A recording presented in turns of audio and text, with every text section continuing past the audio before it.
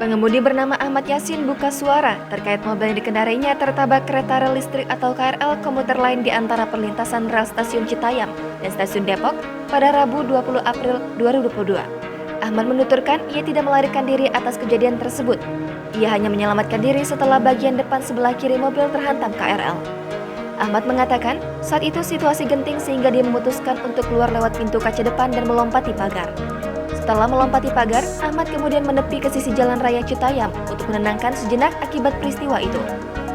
Berselang 1 menit, kakak kandung dari Ahmad melintas di tempat kejadian perkara dan mengantarnya ke pondok pesantrennya.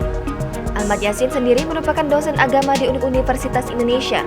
Ia juga merupakan seorang pimpinan pondok pesantren Darul Quran Fantastis Depok. Seperti diketahui, kejadian tertabraknya mobil berwarna putih oleh KRL sekitar pukul 6.45 waktu Indonesia Barat.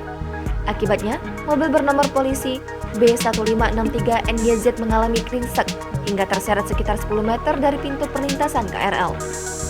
Penjaga palang pintu perlintasan KRL, Endi Rais mengatakan, saat itu palang pintu perlintasan sudah setengah tertutup, tetapi pengemudi tersebut memaksa menerobos. Endi menuturkan, dia telah memberitahu pengemudi mobil bahwa ada kereta yang mau melintas dari arah Bogor menuju Jakarta. Namun, pengemudi tak mengindahkan seruan petugas. Endi mengatakan korban berhasil menyelamatkan diri meski mobil yang dikendarai tertabrak KRL hingga terseret 10 meter. Jangan lupa subscribe, share, komen, dan like ya!